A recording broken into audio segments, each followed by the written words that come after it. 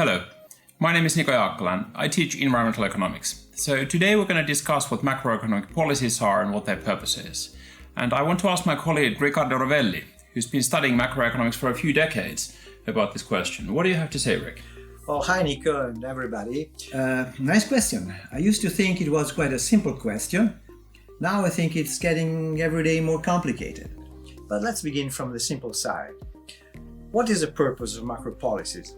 It is to keep the economy on a stable growth path with a high level of employment. That means to avoid repeated cycles of booms and recessions.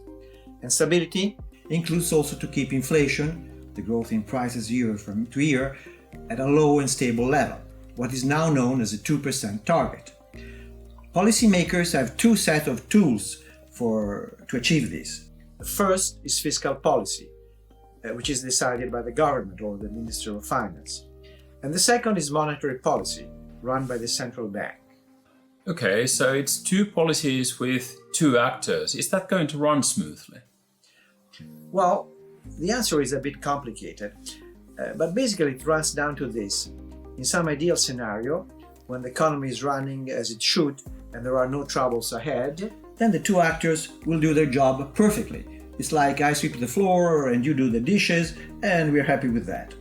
However, sometimes the scenario becomes a bit more confused, more like there are two drivers in the same car, and one holds the steering wheel and the other is in charge of braking and accelerating. you may guess that now something might easily go wrong unless the two guys are perfectly synchronized and in tune with each other. But we will discuss that in our second video. Now let's keep with the simple scenario. Everything goes smoothly. Okay, so what should fiscal policy do in this case? Well, fiscal policy is about government spending. Paying wages to public employees like the police, teachers and nurses, or building new hospitals or universities, or subsidizing the poor. And it is also about government revenues, tax collection.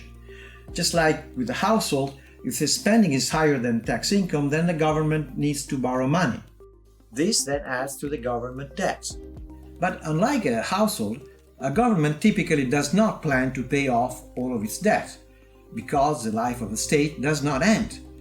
But a state cannot take on too much debt either. The more debt it takes, the more it has to pay interest. After a certain point, investors might think that a heavily indebted state might not pay them back in full. Okay, so what's the right level of debt then? It is difficult to say precisely, and certainly it is not a single number. It's a level where everybody feels confident that your debt will not become a snowball that is uncontrollably large one year after the other. That would happen when debt is so large and you have to pay so much interest on it That the only way to pay is to issue new debt. That's a snowball. To avoid that, debt must remain sustainable. But the precise number depends on the growth rate of the economy and on the level of interest rates and also on inflation.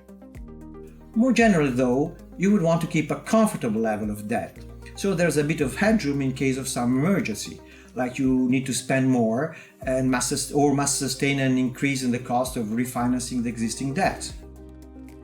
So let's take it that your debt should stay comfortable, but why would a government want to issue debt at all in the first place? Well, good question. To pay for most government expenses, regular taxes should be sufficient, so there is no need to issue debt. But then there are two special circumstances when you want to issue debt. The first is when the state needs to invest in long-term projects, like national defense or improving its educational system. Or investing in the green transition, building all the new infrastructure that we need to get rid of fossil fuels. Exactly. And I will want you to talk about that later. But these kind of projects spread out their benefits over many years. So it is okay to fund them with debt that will be repaid over many years. It's like you take out a mortgage, start living in your own home and then pay it out later. The second case is when there is a threat of a recession. In that situation, consumers and firms will cut back their spending. But because someone's spending is someone else's income, this will make the recession worse. So, a government might step in and spend more or reduce the taxes. That should boost aggregate demand and soften the recession.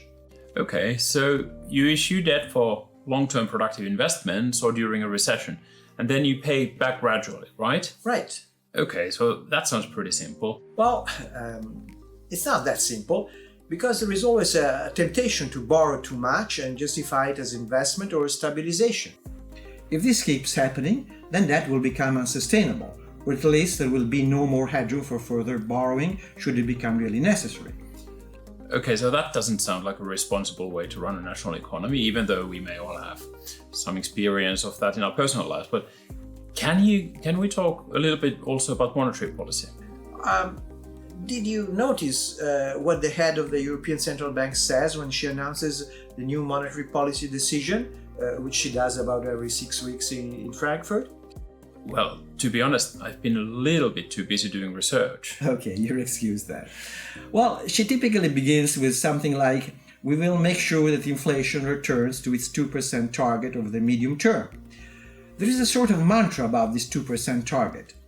But why? It is because the ECB has a very sharp mandate to keep inflation under control, and all its action must be aimed at, or at least be strictly coherent with that mandate. Now, let's look into those monetary policy actions. They are primarily, or at least they used to be, about setting interest rates. Yeah, and interest rates can go up or down, but why would the ECB want to increase or instead decrease them? And what does that have to do with inflation? Well, let's see. What happens when interest rates go up? First, economic activity slows down because borrowing becomes more costly. Second, because the economy slows down, also prices will increase by less than they would have done otherwise. So guess what? Well, inflation goes down. Well, exactly. So, well, that seems pretty clear then. So fiscal policy will keep the economy running smoothly, and then the central bank is moving interest rates to keep inflation in check, right? Yes. It is clear, or at least until these two guys stay in sync with each other. But that is not always the case. So now you're again talking about these two guys driving the same car. Yes, I am. But I'm afraid we'll have to wait for the next video to discuss about that. For today, I think we've had enough. Let's go for a pause.